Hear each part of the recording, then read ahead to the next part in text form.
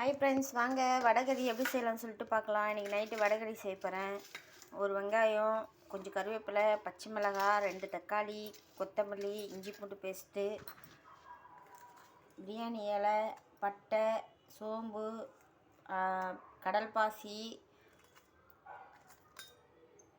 கிராம்பு. அடுத்தது தேங்காய் அரைச்சி வச்சுருக்கேன்.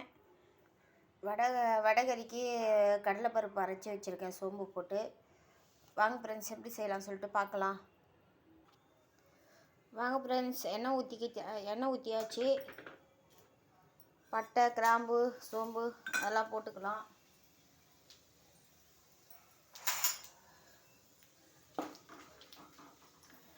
அது பொரிஞ்ச உடனே வெங்காயம் போட்டுக்கலாம் ஃப்ரெண்ட்ஸ்.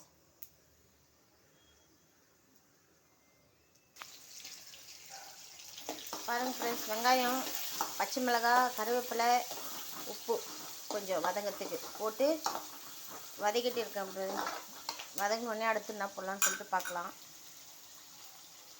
இந்த பக்கம் தோசைக்கல்லை வச்சுருக்கேன். வடைகறிக்கு கொஞ்சமாக எண்ணெய் ஊற்றி இப்போ தோசை மாதிரி தட்டிட்டு காமிக்கிறேன் ஃப்ரெண்ட்ஸ். பாருங்க ஃப்ரெண்ட்ஸ், தட்டியாச்சு. அப்படியே ஸ்லோவில் வச்சு வேக விடணும். வெந்து திருப்பினோடனே காமிக்கிறேன் ஃப்ரெண்ட்ஸ்.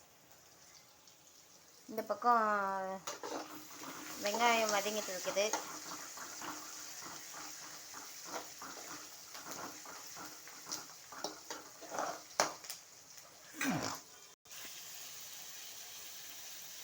வாங்க ஃப்ரெண்ட்ஸ், தக்காளி போட்டாச்சு, இஞ்சி பூண்டு பேஸ்ட்டு, கொஞ்சம் மஞ்சள்தூள் எல்லாத்தையும் போட்டாச்சு.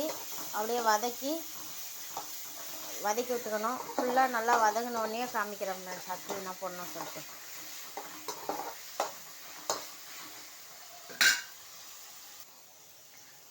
திருப்பி போட்டாச்சு. நான் உடஞ்சிருக்குன்னு பார்க்காதீங்க, உடச்சி தான் போட போகிறோம். அதெல்லாம் ஒன்றும் பிரச்சனை இல்லை, வேகணும் அவ்வளோதான். எண்ணெயில் கூட பொரித்து போடலாம்.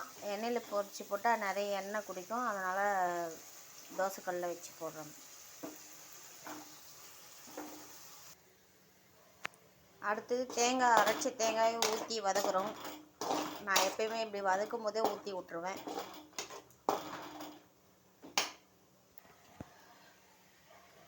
வாங்க ஃப்ரெண்ட்ஸ், 2 ஸ்பூன் குழம்பு மிளகாத்தூள் போட்டிருக்கேன். இது அப்படியே வதக்கி தண்ணி ஊற்றிக்கணும். தேவையான அளவுக்கு கொஞ்சம் தாராளமாகவே தண்ணி வைக்கலாம். இந்த வடைகறிக்கு அந்த இது போட்டோன்னே கொஞ்சம் திக்காகும். பாருங்க ஃப்ரெண்ட்ஸ், மூடி போட்டு அப்படியே கொதிக்கணும். இந்த இதுவும் வெந்துடுச்சு, ஆஃப் பண்ணிடலாம்.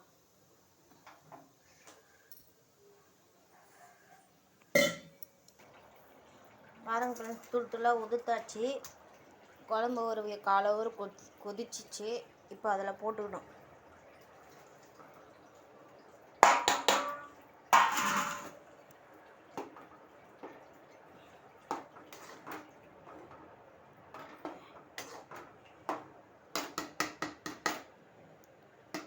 கிளறி மூடி போட்டு வச்சிடணும். திருப்பி ஸ்லோவில் வச்சு ஒரு 5 நிமிஷம் கொதிக்கணும்.